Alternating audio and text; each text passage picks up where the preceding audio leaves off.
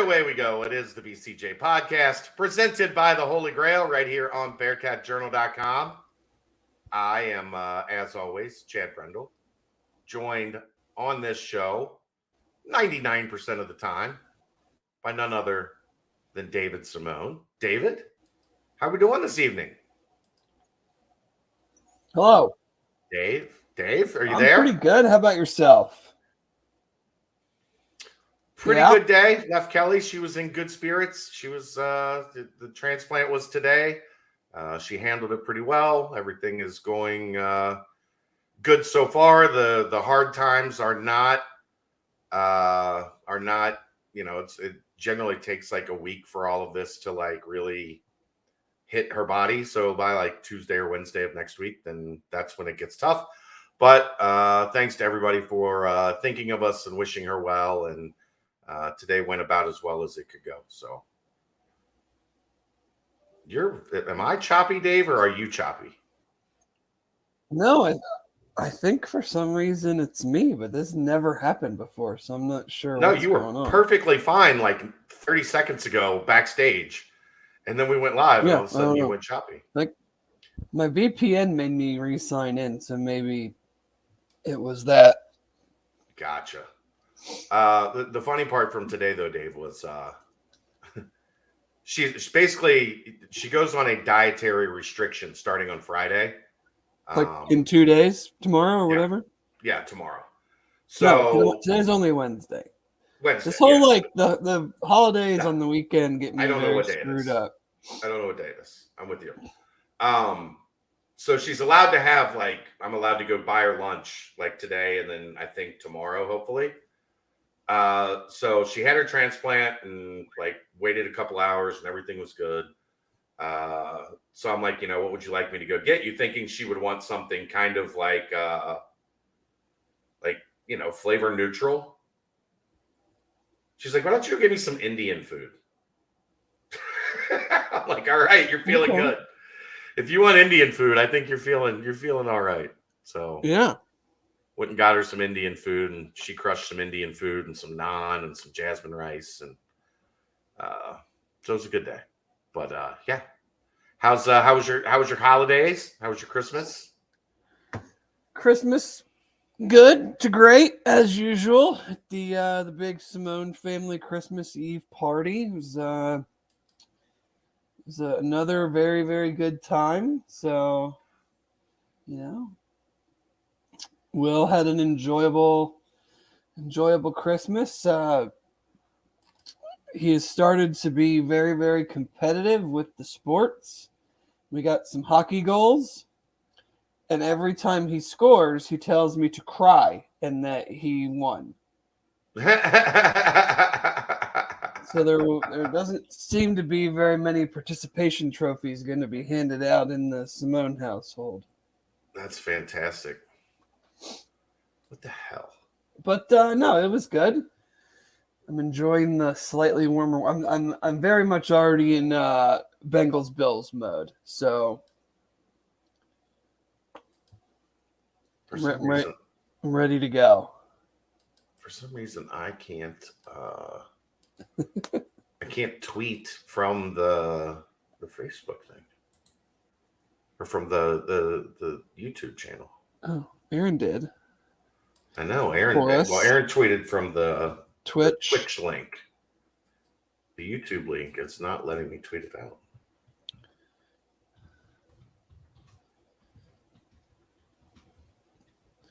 Off to a roaring start. I mean, it is what it is. That's right.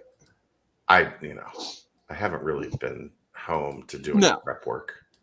So we had our once every so often, what are we going to talk about tonight call today? So yeah, and then we didn't really talk about anything to talk about. Did I piss off Elon? No, I don't think so. No, Aaron, I can copy the link and put that in my Twitter feed. But from YouTube, there's a share button. And when I hit the Twitter share button, which is what I normally do, it tells me I have to log into Twitter. Huh. But I'm already logged into Twitter.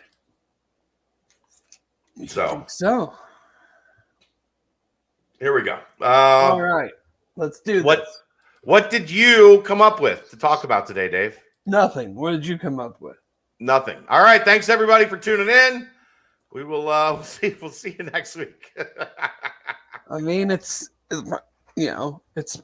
pretty quiet on the football side of things. I mean, I guess we could talk about the Tulane game tomorrow night. We'll get to that. I wanted to do a little since we're about at the new year. This will be our last show of 2022. We are not going to do an hour-long year in review like we did the other night. We're going to skip that because we already did that on Monday. Thank you. And it was very detailed. But I'm interested in like maybe a little like state of the program. And obviously there's still a lot of unknown, but just maybe kind of your thoughts and insights after, we're 20 days into the Satterfield era, something along those lines. Things are, while they're not complete, the picture is starting to take a little bit better shape. What is your read through 20 days, kind of on where things are at as the transition is being made into this new coaching staff? I mean, I think, as is the case in college football nowadays, like everything I think is still in flux. It's not going to surprise me if more guys enter the portal. Sure. But that's not like to me at this point, that's not necessarily like a, rats jumping off the sinking ship type thing. That's more of just like this, how things go, and guys just make a decision that they think is in the best interest of them. But I think, I think things are progressing about how I expected. Yeah. Hi, Holly. Welcome. I always thought that at least in this, I guess what we're still calling the first signing day, I figured it would be a smaller group. It was. I figured it would be hard to hold on to or to get back anyone that had officially decommitted, and it was. They've added 4 transfers. I think that number is going to grow considerably over the next 2 weeks, over the next 4 or 5 months. But all in all, like I guess I'm kind of just like riding it out a little bit. I'm not discouraged by anything, but I'm also not like going to an extreme of like, oh, this everything is awesome. We're knocking it out of the park left and right. This is going to be the easiest transition ever. Look at all these great things that they're doing. I mean, it's kind of going as I expected. We'll have more I guess, in the next week or two when it comes to coaching staff. That'll play a big part in how you feel or how you think things are going.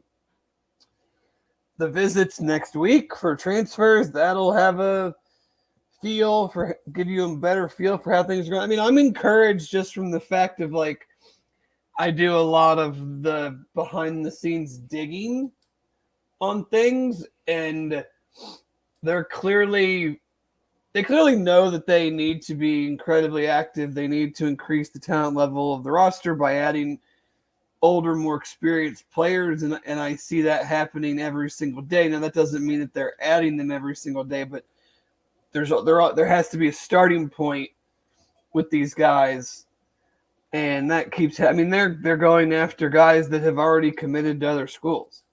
Yeah, at least trying to talk to them. Right. We'll see what comes to fruition, but with transfers, it's very similar to, we saw it with Trevor Radosevich, or however you pronounce it. Like, he was committed to Colorado State. Right.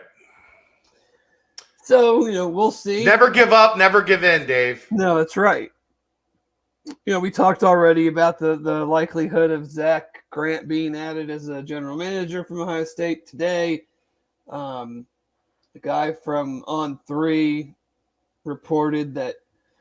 initially reported, and then, Football Scoop ran with that report that, I guess, is his name Case? Cass, I think. Maybe Case? I don't know. I think Cass, but until I hear otherwise, I'm going to go with Cass. Simons? It's Simmons. I would assume that's Simmons. Yeah. It's going reportedly coming from Ohio State also in a director of recruiting strategy. Is that what that was technically I think that called? would be like the former Pat role. I think so as well.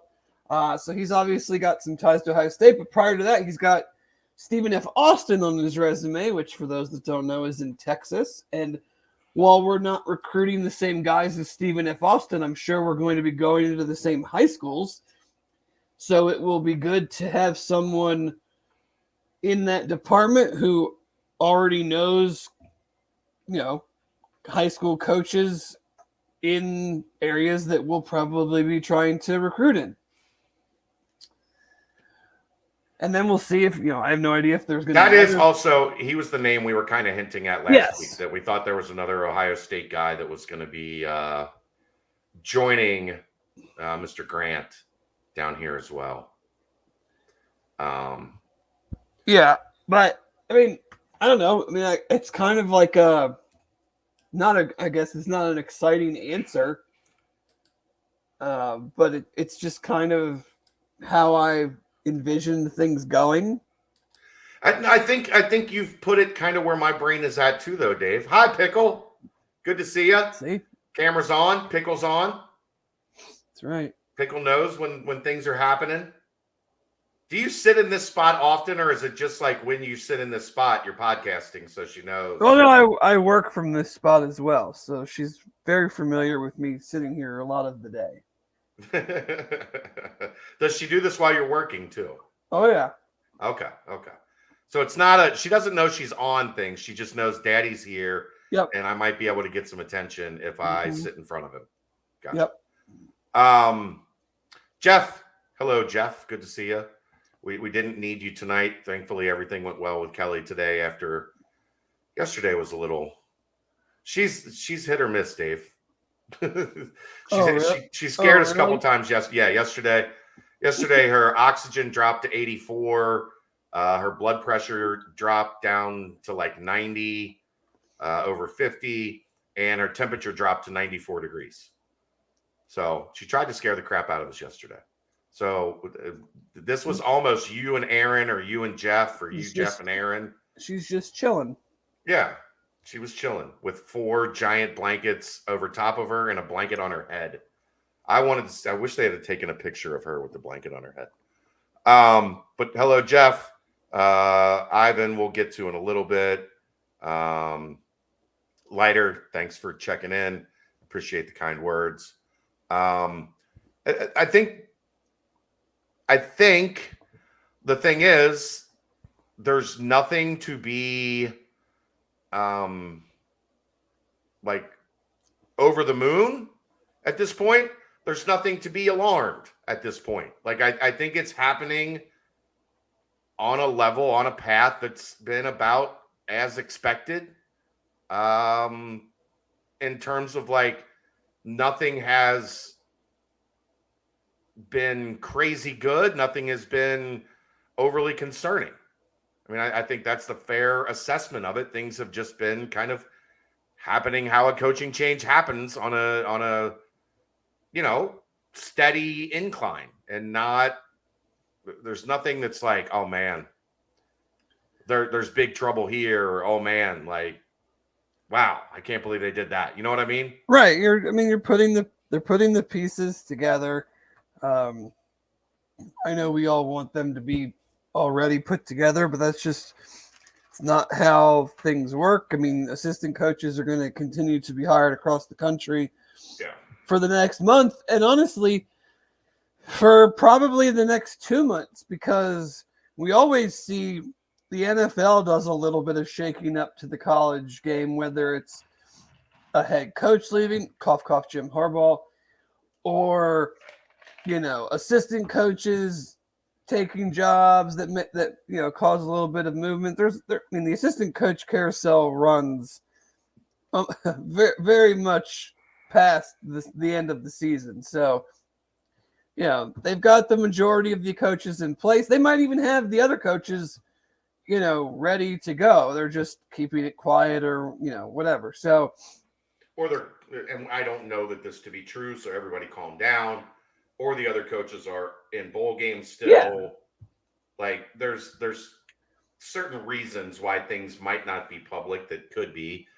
But it sounded like he was pretty adamant on signing day, and we talked about this already, but pretty adamant on signing day. They plan to have everything in place or very close to everything in place on January 3rd when everybody gets back to camp. I think as an assistant, at least to me, if I was an assistant coach and I'm having a conversation with another program and I've, agreed to join that new program, like, I think it's just easier if you're just like, just keep it quiet until my season's over. Right. Like, we don't need the extra, even if the bowl game that you're preparing for is not the playoff, it's just like, I just don't need like it coming out right before signing day or having to deal with it after signing. Like, just let the season end.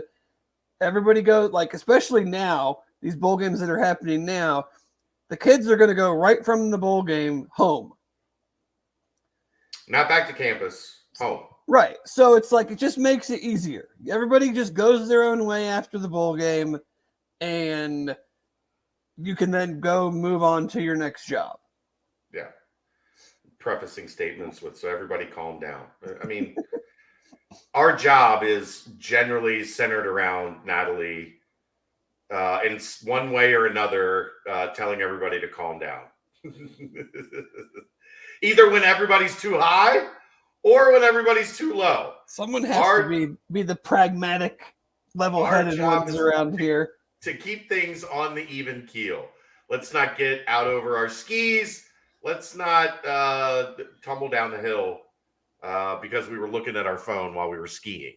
Everybody calm down is the standard operating.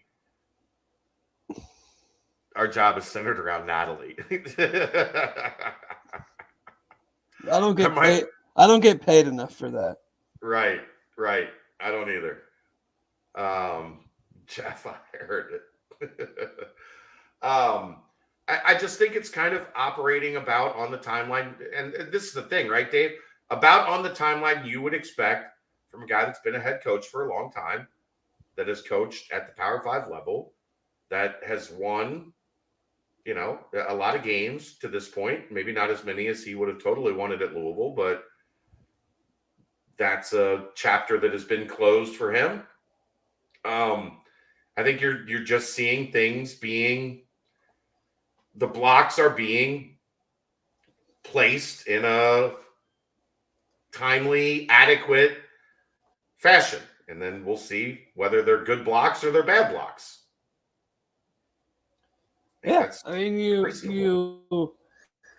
can't. I don't think you can be too.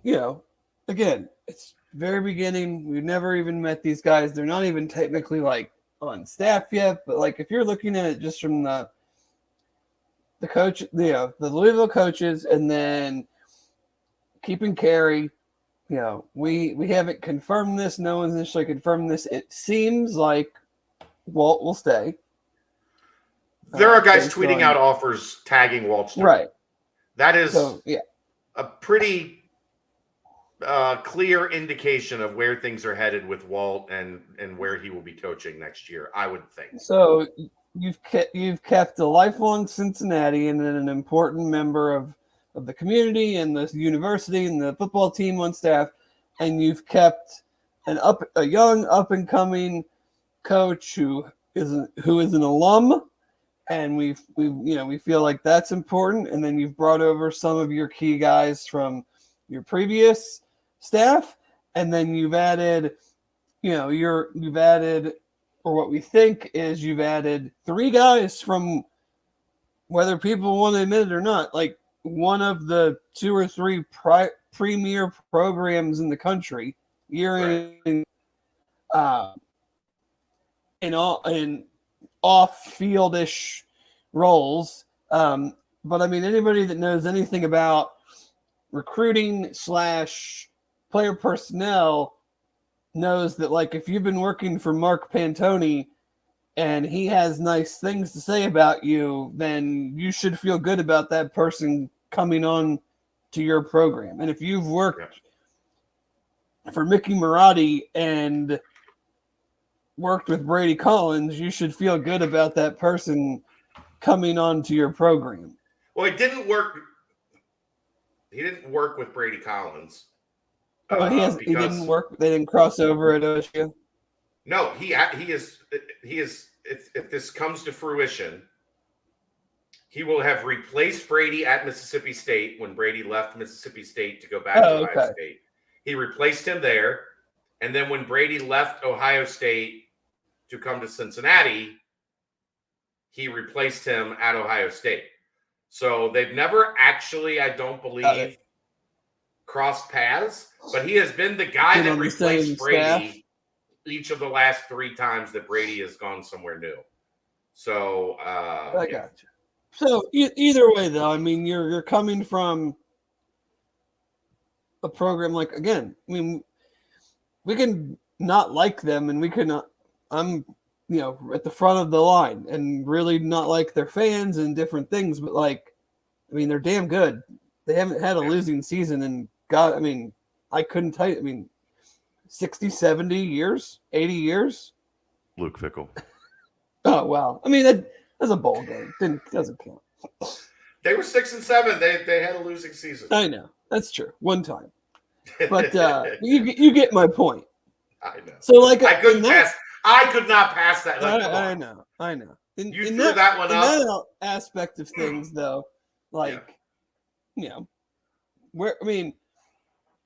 what other guys would anybody like be like, nope, this would have been better? Like, I mean, we're talking about Ohio, we're talking about a power program, we're talking about a proven track record of, in Zach's case at Western Kentucky on a smaller level, and then again at Ohio State, like how you manage a roster, how you put a roster together, how you understand the portal and play the portal and manage that element of building a roster. Like, that stuff is all going great. But again, we've talked, and this is what we hammered home, I feel like, as the season progressed, and the boat, like, kind of doesn't matter if you can't get the dudes. Right. So again, that's why I'm like kind of in the middle. Like, there are elements of it that are exciting and encouraging, but I still need, we don't have that full picture yet, because we know with the portal, it's not like before when you signed 25 guys and you basically went from December to August, and that was you knew your roster. Like, now they're gonna be adding guys. Shit, you could add guys up until spring fall practice started if you're in the portal already. Yeah, as long as you have to. Or, I mean, this is something people have kind of ignored. Graduate transfers can enter the portal at any time. At any time. So, like, if you graduate in June and you decide, I don't think this is going to work out for me. Like, yes, there is a portal window, but there are exceptions to the window. The main one being graduate transfers. There's no restriction on that. What I'm saying, though, is there's I know. I'm just adding, like, there's windows, and then there's stuff that can happen outside the window. But the window is just to enter. You can decide whenever you want. Right. So someone could enter the second portal window in April, but they could wait theoretically. I'm sure the number of guys that do that is fairly small, but you could have guys decide in the summer. Right. For sure. I hate like it's incomplete, but what I would say, state of the program, like I think it is where you would expect it to be at this point in a new hire. And that's If you want to be discouraged by that, that's fine. If you want to take it at face value, that's fine. But like, they're looking at about what I expected them to be looking about, as we head into what I think. Like, I do think that window that starts next week is critical. Oh, I imagine that. Okay, here's one.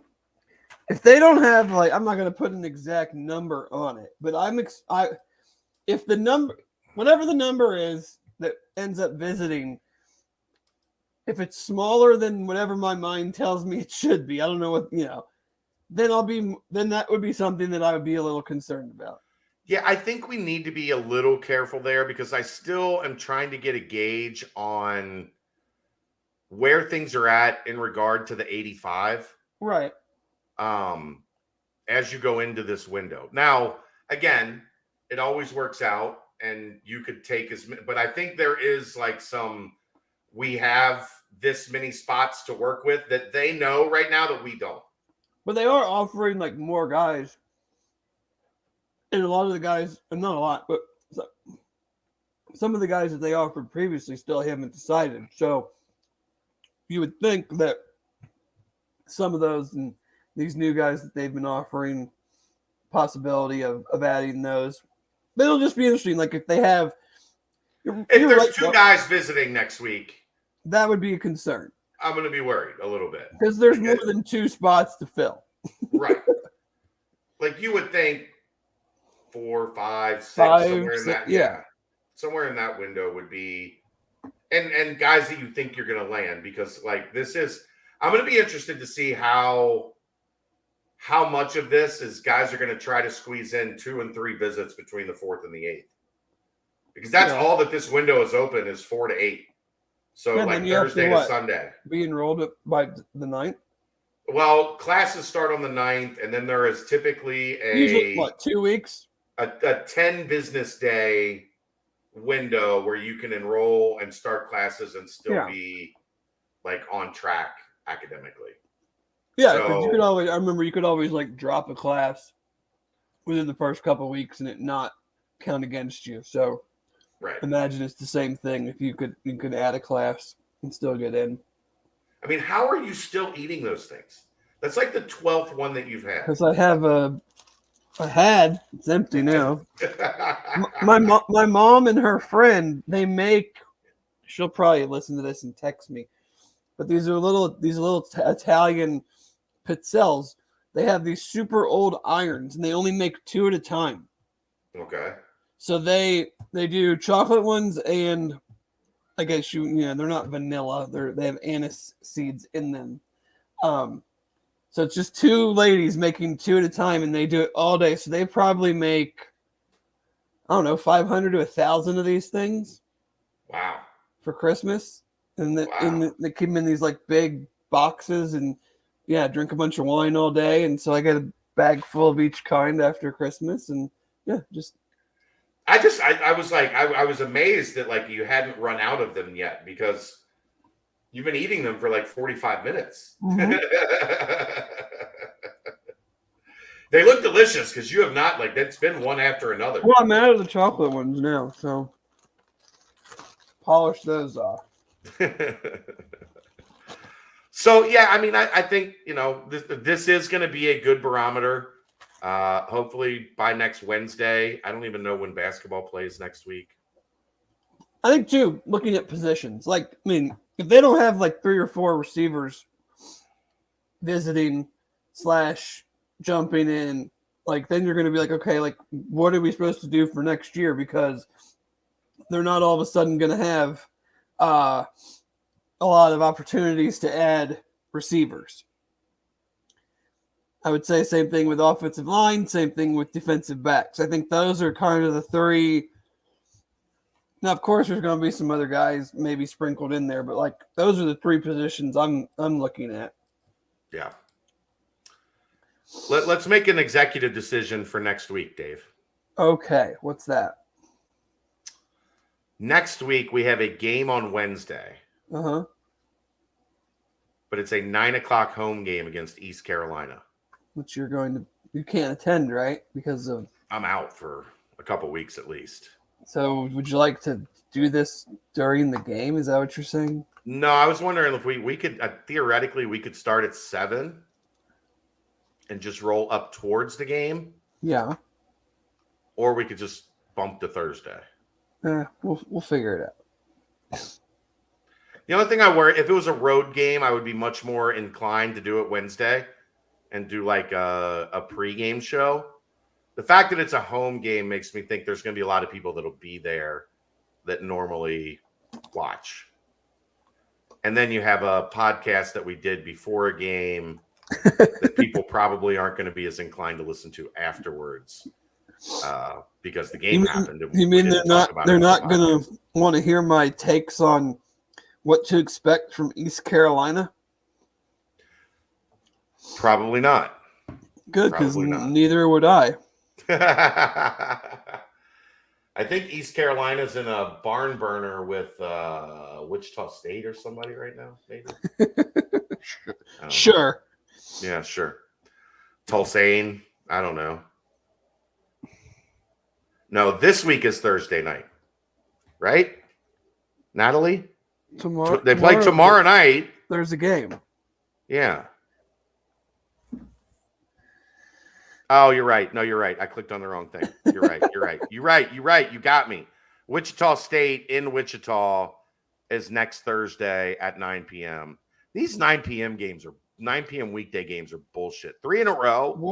What do you think it's going to be in the Big 12, man?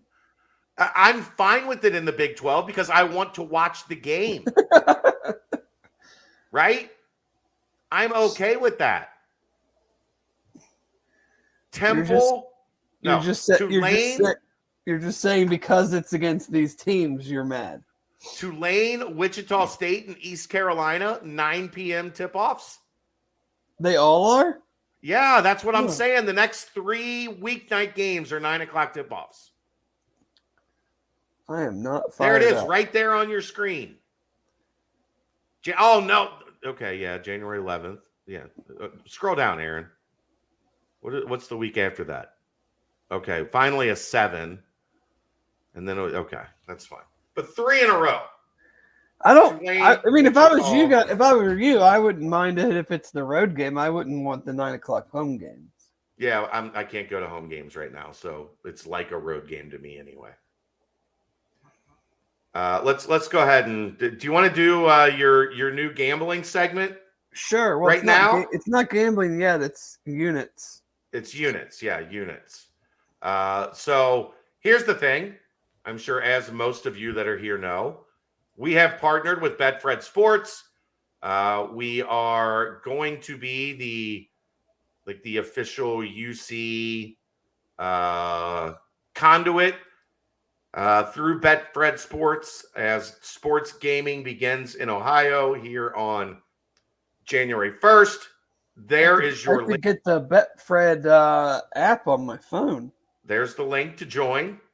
We have kind of good promos they got going on. Well, Dave, our first promo is you get a free $20 bet on the Bengals to win the Super Bowl. All right.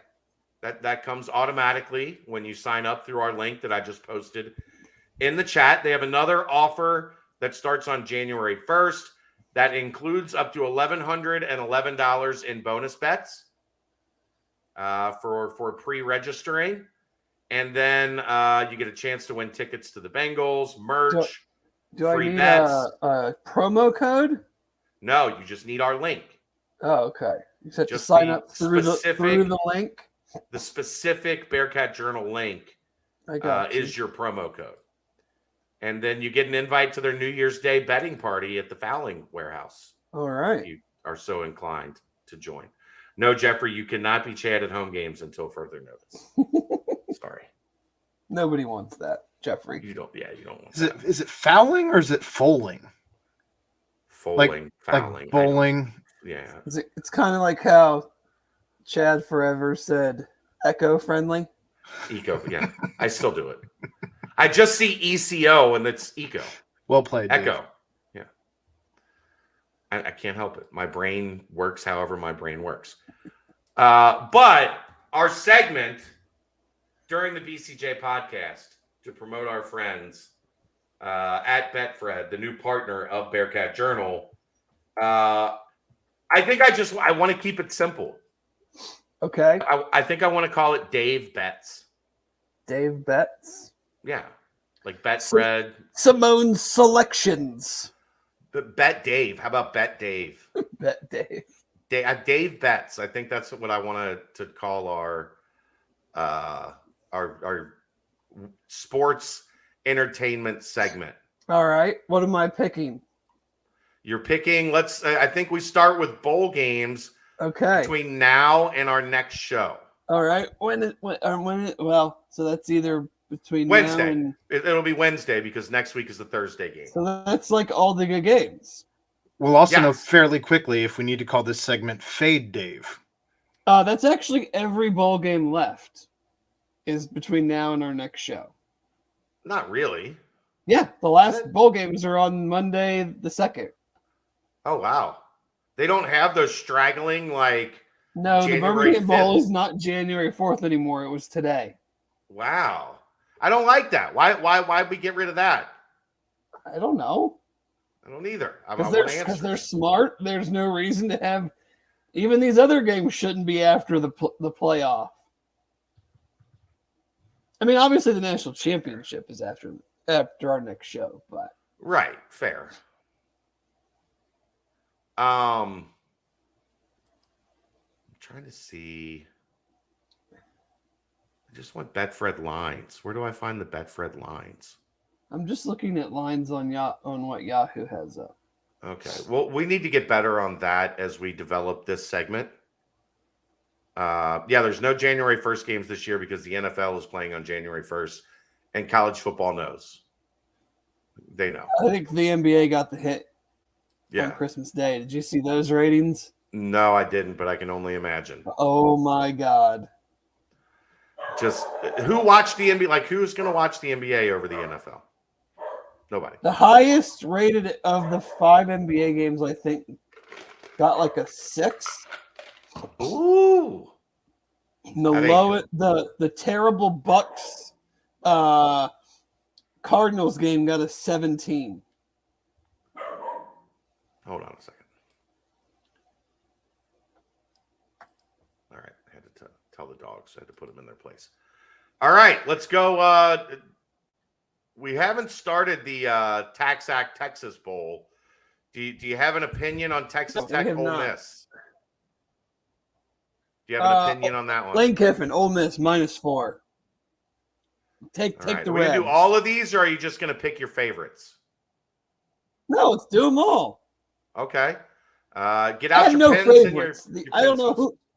Well, I'm talking in about half of these favorites games as in like your favorites as in like I feel strongly about I'm going to wager on this game. No. Tennessee Maybe let us know. -5.5. Maybe let us know if it's one that you feel strongly mortgage about. payment line. All right, tomorrow, the Bad Boy Mowers Pinstripe Bowl, Syracuse, and Row the Boat. Minnesota? What I'm looking at, Minnesota -10. Yeah. It seems like a lot of points. I'm going to take the orange with a fictional 1 unit to give me the 10 points. That's in Yankee Stadium. Yes. The Cheez-It Bowl, which we were told they are not Cheez-Its. It's that's Cheez-It stupid. It's crackers. definitely Cheez-Its. Yeah. No one we have says Oklahoma the versus Florida State. Again, a lot of points. Florida State came on strong at the end of the year, but give me the Sooners in the 9. In these bowl games, I don't know how many times I'm going to take favorites with that many points. Right. Sorry, Kelly's texting me, so I'm distracted. The Viero Alamo Bowl, Texas and Washington. No Bijan Robinson for Texas. Give me the points in the Huskies. They're +4. Okay. The Duke's Mayo Bowl, Maryland and North Carolina State. Best bowl game of the year. Both coaches have agreed to be covered in mayonnaise when they win. The entire game. No, the entire game. Give me, yes, that'd be hilarious. But no, they're going to get the mayonnaise, the Gatorade bucket of Duke's Mayo, which, if you are a Mayo fan and you're not using Duke's Mayo, this is a shameless plug. We're not getting any money for this. By far, best mayo on the market. Should be using it. People will hate me for this, but I'm a Miracle Whip guy. Oh my God, that's disgusting. It is what it is. No, my proposition is you cover them, you lather them both up in mayonnaise. They have to coach the whole game that way. And then whoever gets the bucket of ice at the end gets the mayonnaise washed off of them. I saw one where it was they should substitute the football for a jar of mayonnaise. Yeah, just play with a jar of mayonnaise. Who did you have in that again? It's Maryland and NC State. It looks like it's a pick'em. So NC State's used like 9 different quarterbacks this year. I'm gonna go with the Wolfpack. All right, let's go Pittsburgh, UCLA, and the Tony the Tiger Sun Bowl, El Paso, Texas. Chip Kelly, rumored interest in the University of Cincinnati job. We're going to go with the Bruins because I think DTR is playing in a possible final game. Pitt, I have no idea who's playing quarterback for them. Keaton Slovis entered the portal. Don't know if he's playing. He's already, I think, picked where he's going. Who knows? But yeah, give me the Bruins, and I'll give the points in this one. People do not like. I don't know where the anti-Miracle Whip slander came from. I just enjoy Miracle Whip. It's not good. I disagree. Let's go Tax Slayer Gator Bowl. The Fighting Marcus Freemans against the Fighting Cox of Game. I don't know who's playing quarterback for Notre Dame. So what's that? What about Buckner? Yeah. So give me South Carolina and the points. I don't know. Can you hear that? Why can I not turn this off? Damn it. I don't hear anything. Okay. I've got a commercial playing. Oh, yeah. I think it just plays in your ear, but you can't actually hear it on your mic. You've got South Carolina in that game. I do. Give me South Carolina and the 2 points. I think, what's his name? Spencer Rattler found some things towards the end of the year. So give me those guys. You're a big Spencer Rattler guy. Maybe. Where are we at? I had to scroll back down. Arizona Bowl. Arizona Bowl. The Barstool Sports Arizona Bowl, Ohio and Wyoming. I'll just take Ohio because I don't know a damn thing about Wyoming other than it seems like they've had a lot of guys enter the portal. Okay. So give me Ohio. I'll give them I'll give the 1 point. The Capital One Orange Bowl, big one for you. Tennessee and Oklahoma. No, Tennessee and Clemson. Or Clemson, sorry. Clemson. I was looking at something else. My bad. Tennessee and Clemson. I mean, Tennessee has some guys that aren't going to play. Jalen Hyatt. Namely Hendon Hooker. They've had some opt-outs for the draft. I don't know if Clemson's D-line – see, the thing is, I should have done more research. I don't know if Brian Brzee and Miles Murphy are playing on Clemson's D-line. But I will take Tennessee getting the 5.5. Okay. This next one, I don't care about who you're picking as much as I care about if you're taking the under. Oh, TransPerfect Music City Bowl, Iowa versus Kentucky. Absolutely, the last I would I saw, take the under.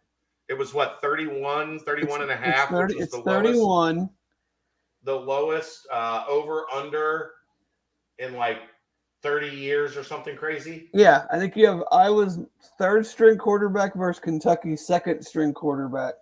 Yeah. Plus whatever other opt-outs and transfers are involved. Added into both of them have very, very good defenses. and vile, disgusting offense. I will just take Kentucky because they're getting 2.5 points, and I don't trust Iowa to literally score a point in this game. So Kentucky has to be able to score more than that. Yeah, I mean, if what number would force you to take the over? 25.5. You would take the over at 25.5? Yeah, because I could see 17-10, so like 26.5. If I could only bet on offense, like offensive touchdowns, Yeah, I think I would take it down to 20. Because there's going to be both offenses are so bad. There's going to be either a defensive touchdown or multiple defensive possessions that end in points for the offense, just because you kick a field goal from where the defense gave you the ball. Right. Yeah. You're taking Kentucky. All-State Sugar Bowl, Alabama, Kansas State. Does Alabama want to be here? This is prime. Does the SEC team want to be in the New Year's 6-game territory? Bryce Young and Will Anderson are playing. Alabama. I can love Kansas State and I can love Deuce Vaughn and I can think that they actually have a shot. But if I'm not taking Alabama only getting 6 points, then what are you doing? Right. Do you think that line is because they thought more Alabama guys were not going to play? Well, I mean, it can move, so why wouldn't it not be higher? It's not like it was set 2 weeks ago and then a bunch of guys decided to play. True. But no, you can't play because you would feel like the biggest idiot if you were like, "Yep, give me K-State in the 6," and then it's 24-3 halfway through the second quarter, and you're like, "Why would I have ever bet against Alabama when they're giving less than a touchdown?" Yeah. And I would imagine if those two guys are going to play, they're going to get everybody rallied up, to be ready to play. Monday, January 2nd. I think I can't imagine taking Illinois here. The ReliaQuest Bowl. Are we skipping the playoff? Are you saving that for later? I think these are in order of kickoff, aren't they? Or no, these are just the bowl games. So we'll save the playoff games for last. Monday, January 2nd. Mississippi State versus Illinois. Yes, it's I'm seeing it as a pick'em. How do you not take Mississippi State? Oh yeah, I'll take Mississippi State. I mean, in honor of Mike Leach, Mississippi State comes out more motivated for this game. They have to. The Cheez-It Citrus Bowl, LSU and Purdue. It's a lot of points. LSU's best receiver just declared for the draft when they had said he wasn't going to, so who knows what's going on there. Jaden Daniels is supposed to play. I believe Aiden O'Connell has opted out. So even with the 14.5, you have the coaching issue at Purdue. I'm going to take LSU. I know that's a lot of points, but I'm gonna take them and give the 14.5. The Cheez-It Citrus Bowl, LSU and Purdue. You just asked me just did. The Goodyear Cotton Bowl, USC and Tulane. Another do they want to be there game. Yeah. Jordan Addison not playing for USC. Caleb Williams is, so give me USC and I'll give the 2 points. That's only a 2-point spread? Yes. Wow. I think USC big.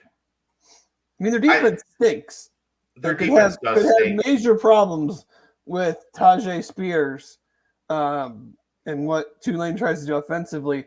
But flipping it the other way around, Tulane just doesn't have the dudes to, even without Jordan Addison, they don't have the dudes to match up with USC. Yeah, I agree. And then the Rose Bowl, Utah and Penn State. Utah -2.5. I will not ever bet against Kyle Whittingham in these type of bowl games, so give me Utah, and I will give the 2.5 points to Penn State. All right, let's circle back to the playoff games. The Fiesta Bowl, Michigan and TCU. This is a topic that Aaron and I are going to touch on tonight's nightcap.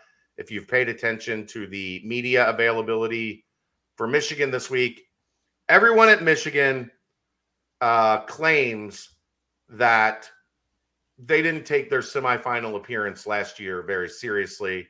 Their players were treating it more like a vacation, and that they were out partying. And that is why they got their doors blown off by Georgia. But this year, Dave, they're taking it serious. Oh, okay. Well, good. This year, they're here to win a national championship. Glad Unlike to hear last it. year, where they were just happy to be there. Yeah, it was their reward for finally beating Ohio State and winning the Big Okay. Ten. Sure. Uh-huh. Yeah. Who you got? I want to take TCU here so bad. Michigan's giving 7.5 on what I'm seeing, and I don't care. They're going to destroy TCU. You think so? Blunt force trauma, man. I just think they're going to lean on them, and it's just a different ball game with Michigan. Dave, there are 2 bowls sponsored by Cheez-It. There are. Yeah. Why? I don't know. They doubled down on their bowl sponsorship this year. Doesn't that make it more confusing? Like, who's playing in the Cheez-It Bowl? Well, these 2 teams and also these 2 teams. Yeah. It's a very strange deal. No, I just think Michigan's really, really damn good. I think their offense, with this much time to get guys healthy, I'm not sure if Blake Corum's playing or not, but they're a tough team to have to play in this type of a situation. I think they're way better than they were last year too.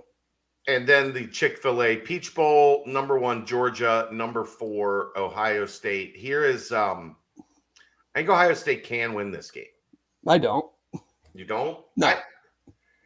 The reason that we always default to Alabama in these situations is because you're giving Nick Saban and his team of 36 analysts a month to get ready for an opponent. I don't have that same confidence in Kirby Smart.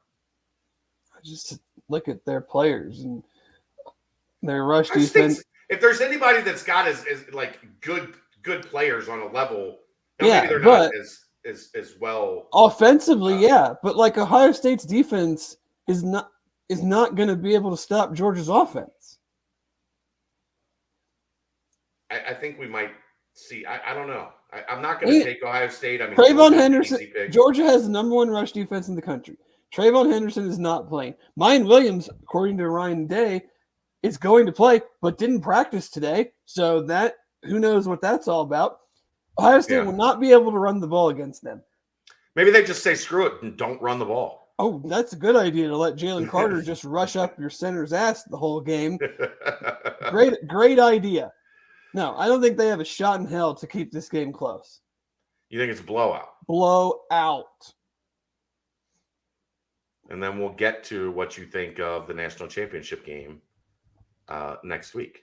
Yeah, yes, Ohio State's offense, when it's clicking, can be extraordinary, but they've played 1 really good team this year, and it didn't look great, and the offense didn't click kind of the second half of the season against a bunch of middle-of-the-road Big Ten teams. Are you guys done talking about betting? Good thing, Aaron. Just want to remind you that this site is 100% for entertainment purposes only and does not involve real money betting. Gambling can be addictive. Please play responsibly. If you or someone you know has a gambling problem and wants help, call 1-800-GAMBLER in the U.S. This service is intended for adult users only. Individuals must be 21 or older to participate in sports betting and iGaming in the U.S. So do you get a new ad read on January 1st? You mean what Aaron just did? Yeah, because disclaimer. No, we don't. We've not been asked to do that. We've not been told we had to do that. No, because he talks about entertainment purposes only and not real money. I'm well, it's going to be real money in 3 days. Yeah, but we're not a gambling site. I know we're not. We're sponsored by a gambling site. I don't know. Aaron has just insisted on doing that every time, even sports game and gambling. He's excellent at it. I know, but I haven't that's his thing, and I'm going to let him do it. He feels it is important, so that's CYA. I don't have a problem with it. I hope someone keeps track of all of my picks to see how poorly I do. As the segment eventually is called Fade Dave. Yes. I was actually going to do a segment called Fade Chad as we get into things because I don't gamble. So the smart thing to do would be just to fade everything that I say. Well, the last couple of years, I've done surprisingly well fading the Bearcats in basketball. I guess that brings us to some basketball discussion. Dave, the non-conference is over. The Bearcats begin conference play tomorrow night, 9:00. Speaking of conference play, UCF just won a thriller against Wichita, 52-45. Exhilarating. I don't know how we're going to survive. I guess, yeah. What do you think about Mizzou 78, Kentucky 61 with 5:25 to go? Well, I think it's pretty funny given the fact that I just happened to have the Kentucky pregame show on the radio as I was waiting to pick up Will as the 15:30 Homer show crossed over. And one of the Kentucky gentlemen made no bones about the fact that Missouri stinks and hadn't played anybody all year. Probably Cameron Mills. He's the one that usually I don't know. Likes to go out on the deep end, go out on the ledge. I didn't hear them introduce themselves. I must not have been paying attention. But yeah, so it's kind of funny given that was his take on this game from the onset. Yeah, it's not looking real good for him unless the Go Big Blue can come back from 18 down, about to be maybe 20 down with 5:25 remaining. Yeah, coaching change probably in the works, if we're being honest. John Beilein? That's who I'd hire. And go the opposite of Coach Cal, go 72-year-old John Beilein, however the hell old he is. I agree, Natalie. Golf clap for Aaron's disclaimer read. Like, he nails it. He's really good at reading the disclaimer. That's why I just let him roll with it. I think it adds to the content. Where are you at with this team, Dave? Are you in a better place than you were last year where you just, by this point in time, had refused to watch them play basketball, even though as part of your job here, we had to weekly discuss them playing basketball? I hadn't checked out this early. You were pretty close. They were still competitive until February.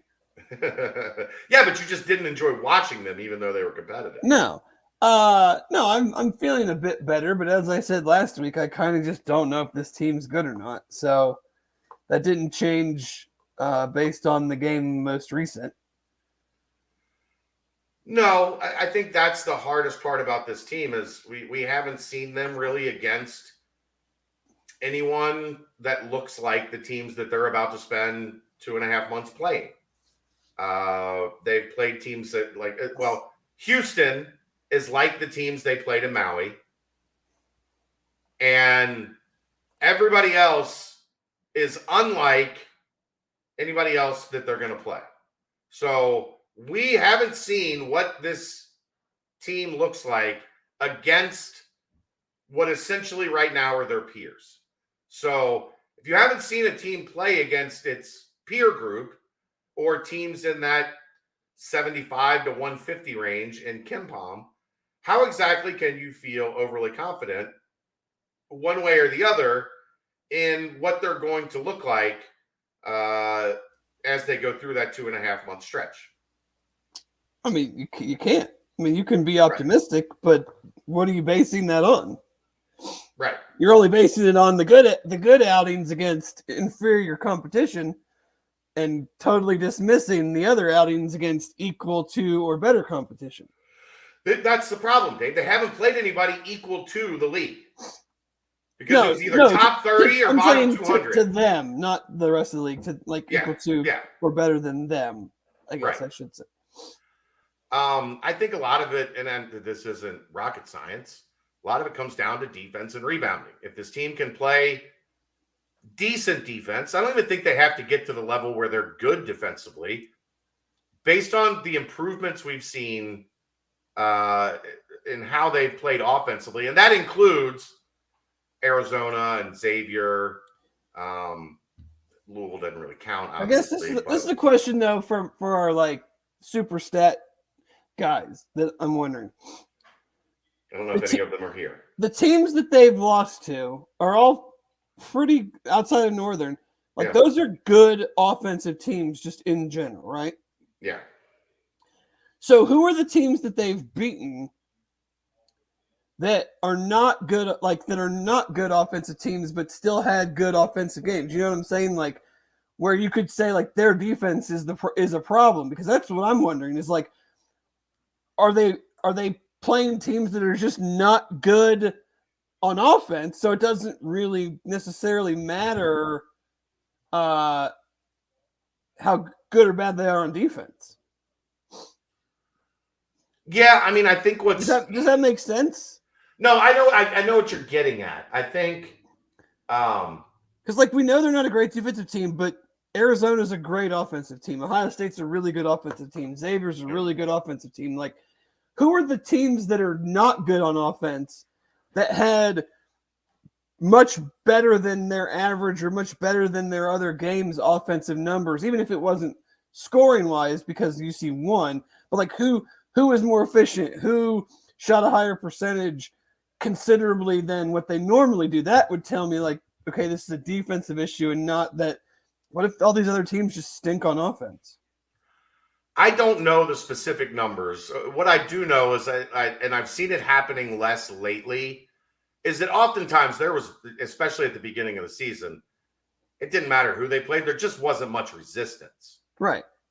Like I've seen a lot more resistance of late, I think sparked by David DeJulius really taking some ownership and some pride in his defense at the head of the snake, like guarding the ball handler, you know, the primary ball handler for the other team. I don't know yet, but I do like the way that they looked against Antoine Davis and Dezemi, the kids from Detroit. I thought they handled those two guys pretty well. I've seen the effort level on defense, or the communication and awareness on defense get a little bit better. But the question we're about to find out was that just because the other teams had bad offensive players? Right. I mean, because really, like, you know, Bryant was probably the best offensive team that they played that wasn't, you know, one of the high majors. They destroyed them, but apparently, according, if you listen to Bryant, they were very sick that day.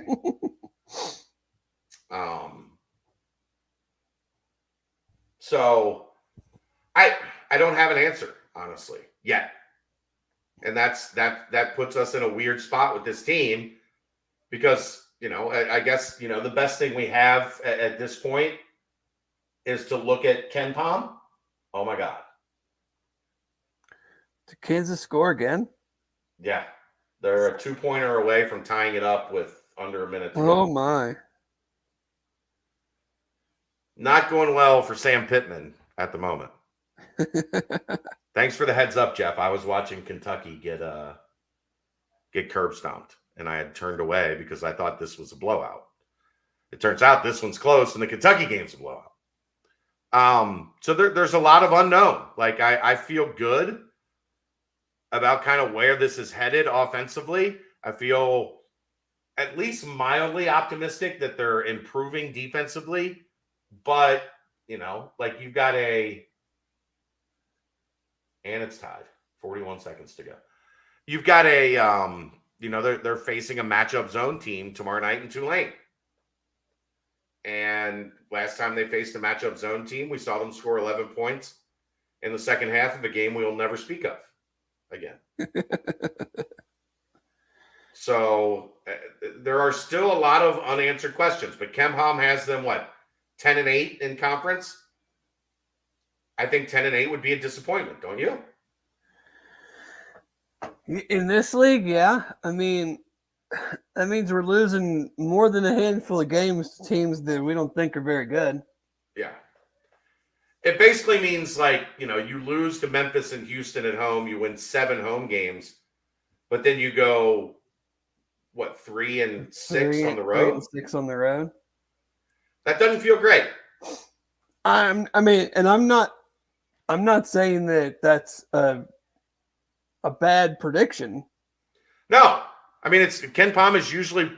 There's a reason everybody references Ken Pom. We're saying that we would have higher expectations than that, and if that's what did happen, which I mean,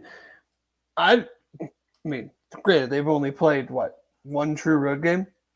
Yeah, NKU. That's it. So it's as they say, a small sample size.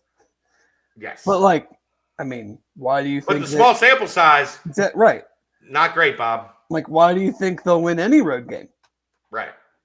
Until they do. Right. And granted, there's probably more people at that NKU game than will be at half of their road games in conference. Also, very true. So maybe there might be more people at the NKU game than they have at the Houston game. At Houston. Come on, really? Yeah, Cincinnati's not a threat anymore to them. Yeah, but they're they're the top 5. They're still not drawing. They're still not drawing big numbers. Yeah. It's Houston. As much as you want to think people care down there. Oh, I know. They don't care. They don't care. They just don't. Hold on one second. Talk for a second about basketball, Dave. Oh, okay. But yes. So, I don't know. I mean, like you said, Tulane plays as a 2-3 zone. That can be good and bad for this UC. I mean, these guys can certainly get hot, but they can also go into incredibly prolonged slumps while also taking really bad shots that exacerbate their slumps. And do they take that over to the defense? That's another thing we're not sure about. We always knew, or at least we thought we always knew for a long time, that didn't matter what happened on offense, they'd always show up on defense. Yeah. There you go.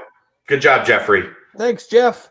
Every team except Detroit Mercy 79 and Miami 154 are ranked 250 or worse in adjusted offense. Okay, well, so they haven't played a whole lot they haven't beaten really anybody that has a good offense outside of one team has a mediocre offense. Yeah. I guess there's 300-something teams, so that's better than mediocre. But yeah. Do you want to know what that was about? Bryant's 132. What was that about? Kelsey came in to ask me if I was watching the end of this Kansas-Arkansas game because Kansas had just scored 2 touchdowns in a minute. So we're getting there, right? Good job. We're training her well as she's getting into her preteen and teenage years. Yes. Because she's laying on the floor in our bedroom with our dog. Who is has she resigned to the fact that her favorite football player won't win the Super Bowl again this year? She's still not resigned to that fact. Well, the faster she realizes it, the better off she'll be. You better hope he doesn't beat the Bengals because she's going to come in here and talk so much shit. I mean, they beat him 3 times in a row. You think I'm worried about them now? I'm just saying, you better hope. You better hope. Because I know how she talks shit, and it's going to be significant. Yeah, I'm better at it. Is Dave on there? Are you talking to Dave? I'm better at it. She's still in training. She's still a Padawan. Oh, I know. But yeah. I figured you would like that, Natalie. She's upstairs laying on the floor of my bedroom with the dog, who is sad because mom's not home, watching Arkansas and Kansas go into overtime. You gotta train them up. I was worried there for a little bit that we weren't going to get her, that she was going to be kind of ambivalent to sports, but she's starting to come around. All right, you got anything else you want to talk about tonight? Not really. I don't really either. So I think we're just going to call it a night. Tell everybody to have a safe and awesome New Year's Eve. And we will be back here. I will be at a New Year's Eve party with a considerable amount of Ohio State fans. You better hope you're right, or else they're going to be. Well, I'll be gone. We're bringing Will, so I'll be gone before the game's over. But I am thinking about trying to get a Georgia shirt overnighted to me so I can wear it to the party. There's got to be somewhere around here you can go and get one, right? I mean, where? I don't know. So, Like, sure I know there's a place in the Florence Mall that I'm sure I has, can like, order one on Amazon. It can be here tomorrow. You better hurry up. Yeah. I ordered Yeah. ink cartridge this morning. It got here this afternoon. I don't. But does the Amazon warehouse in Cincinnati have Georgia shirts laying I around? don't know. We're about to find out. All right, everybody, have a great New Year. Everybody, enjoy the holidays. Thanks for all the well wishes for Kelly. You guys are awesome. We'll get through it. We'll get through it. But